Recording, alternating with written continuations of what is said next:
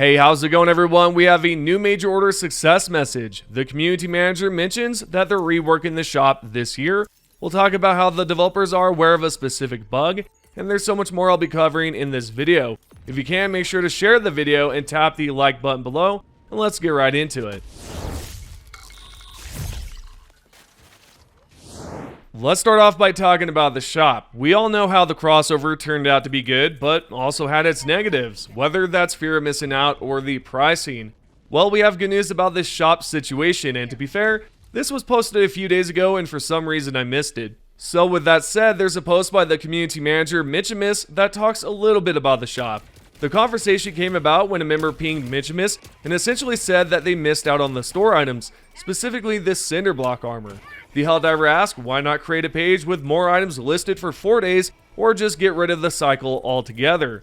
Mitchimus saw this and replied back 5 days ago stating that this year the team is going to rework the shop and how it operates overall.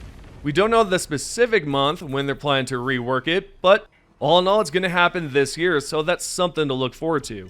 Especially if you have intentions of picking up the Killzone 2 armor or possibly a specific armor and passive that you've been wanting so badly. Also, as a side note, the community manager replied to a member stating that there's no word on ship upgrades. With this response, it's either he can't state specifically if there is, considering he might be under a non-disclosure agreement, or simply he may not have a clue.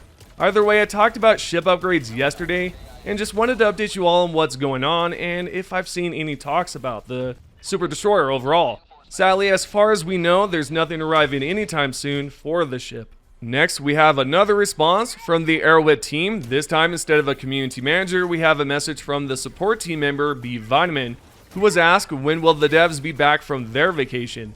As well as this player wanted to know when will they fix the typing animation bug, since this Helldiver finds it helpful to see if another Helldiver is typing or if they're AFK. In response, the support team member wrote back and basically said that the team didn't leave all at once, and that they won't arrive back at the studio all at once on the same day, yet the bug with the typing animation is known, and that's a bug I'm sure they'll fix soon enough. Besides that, we already know that the team is back in the studio, or at least some of them. Recently I discussed how the Helldivers 2 files on SteamDB were updated, and that a few of the developers are indeed back in the studio. We also know that a good portion of the dev team won't be back until the 7th of this month.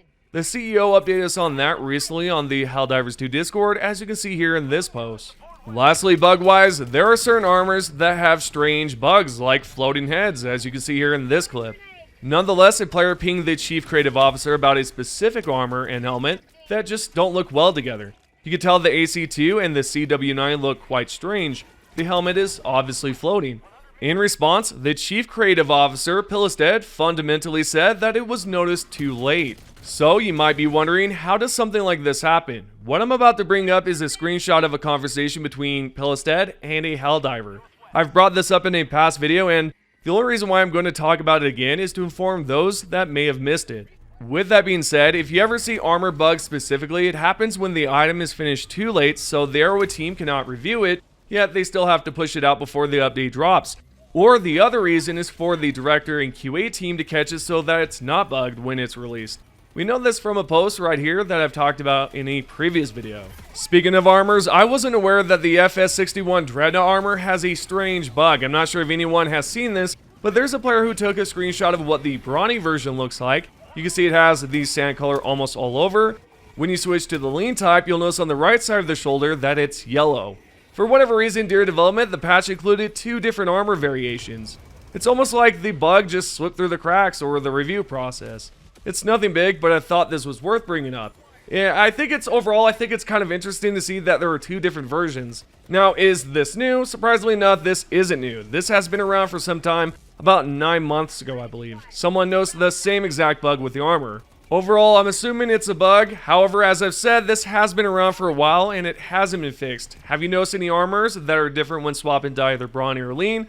Let me know. Alright, continuing along, we recently completed the newest major order by eliminating millions of voltless and harvesters while also trying to defend 6 planets from the squid threat. The reason why we had to decimate a bunch of voltless is to figure out exactly what happened to the citizens that transformed them into the voltless. We now have news about this specifically due to the latest success message. Right here it states, The Illuminate have been forced to pay a heavy toll for their merciless campaign of terror. The Helldivers killed vast swaths of the bloodthirsty alien species, sending a message of what is to come should they choose to continue their aggression. Additionally, innumerable Volus were freed from their twisted existence. Specimens of Volus and Illuminate both have been delivered to the Ministry of Science for further study. Forensics pathologists have already made progress in discovering the means by which the Volus are created. The DNA of the Volus has been altered, interspliced with unfamiliar proteins that match those found in Illuminate corpses. Their brains, meanwhile, are heavily damaged in areas associated with cognitive dissonance. The Illuminate likely sought to assert control over our citizens with anti-democratic brainwashing, and the resulting dissonance caused permanent damage to their minds. These actions cannot be forgiven. Our citizens will not be safe until every last Illuminate is hunted down and eliminated. Looks like the Illuminates have altered the citizens' DNA with this unfamiliar protein, and the Volus are for sure going to transform into the Illuminates soon enough. Now, maybe they transform these citizens by equipping these weird masks, as you can see here. We also know that there are two versions of the Volus. You can see the first phase is slightly altered, with one side of the shoulder that is transformed while the other side of the shoulder is completely normal.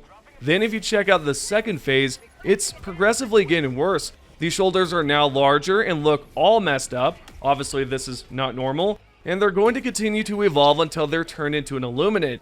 Now, I did say there were two versions, but there's actually a third one. If you check out this dude in the trailer, you can see he has a third eye, so he's definitely on that hippie juice. The question is, will they be the same as the Overseers, considering the arms and hands look similar to the Overseer? Or are they going to be a new type of Illuminate? Essentially an altered version of the Overseers. I'd like to know what you think about this. Will they turn into an Overseer, or will they be an altered version and be a different type of Illuminate? Let me know. On a different note, earlier in the video I talked about Killzone 2. It seems the PlayStation CEO stated that they're looking at past IPs. I'm not sure if Helldivers 2 helped with this, but there's a chance we could see a Killzone 2 remaster or possibly a continuation. The CEO was interviewed by Famitsu and stated this during the interview. The various IPs that we own are important assets to PlayStation, and as part of our efforts to strengthen our portfolio, we are continually looking at opportunities to leverage past IPs, as well as develop new franchises. Now, when the Helldivers 2 and Killzone 2 crossover was announced, I saw comments from a few of you that talked about Resistance, wanting to also see a Killzone remaster. And there were probably more suggestions out there. Anyway, we might see one of these games remastered, or we could see a different IP that I haven't mentioned. Now, I'd like to see comments about which game you would like to see remastered. Post a comment below and let's hear your ideas. Lastly, what I'd like to bring up is the minigun. We've all talked about it recently. We even know the developers are thinking about it, but there's just a situation going on. I won't get too far into that because, we've already talked about it. If you haven't seen the video, go ahead and check it out in the previous one. Nonetheless, a player on the Helldivers 2 Reddit page posted this image of a machine gun that actually existed in Helldivers 1. It's the MGX-42 machine gun Mark III. Now, if you haven't seen this support stratagem in action, it's incredibly cool. What I'll do is showcase a clip from a player who posted this on Reddit. It shoots out fast and looks powerful as well. If you've played Helldivers 1, then this weapon should be familiar to you. Not only do we have a video of it, but let's talk about the actual description. So if you head over to the Helldivers 2 wiki page, it says this right here in the description. The MGX-42 is a magazineless, one-use disposable machine gun designed to be discarded after having fired its ammunition. The 300 rounds of caseless ammunition are stacked in the multiple barrels and fired electronically, making the weapon almost void of mechanical parts and cheap to manufacture. Yeah, so this right here is what we need. Maybe we don't need the minigun as of right now. I'm not saying we don't need it, but hey, let's get this instead, just for the time being. I think it would be suffice. Now we're at that part of the video where I go over your suggested loadouts. If you've already posted one before, post it again in this video and I might select it. What we have today is from a member named Koi, and right here he has the Divers Never Die loadout. And this one is actually very interesting. I tried it out myself and I'm actually a fan of it. What we have first is the Blitzer, which is powerful when used on bots, bugs, and even the Illuminate. We also have the P11 stim pistol that pairs nicely with the FRV, so we can get right to our teammates and heal them. We've got a stun grenade for stunning bots and then using the Blitzer right after. Stratagem wise, we've already talked about the FRV, but we also have the Commando for two-shotting tanks. It's also effective on Hulks. Since we're medics, we have to equip this supply pack for refilling our ammo and stims. Lastly, the shield generator is your friend with this loadout because it will save your butt and it will stop a lot of those threats coming from the bots.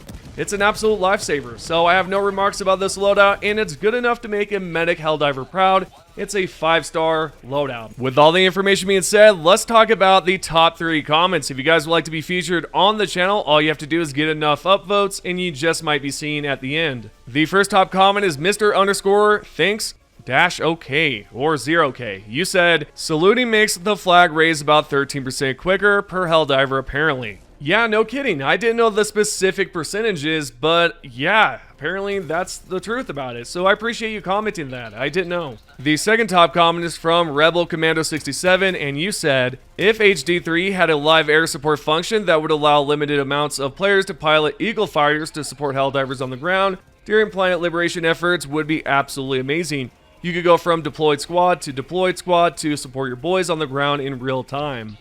Who knows, you know, that could be a possibility. Maybe that's why they didn't go with the concept game, right? Because they had Eagles of Democracy, and if you don't know about that, in yesterday's video, apparently there was a concept game that they had in mind, and you could actually pilot an Eagle. The third top comment is from Chopper Pilot 4027. DEI and Helldivers should stand for destruction, explosions, and incinerations.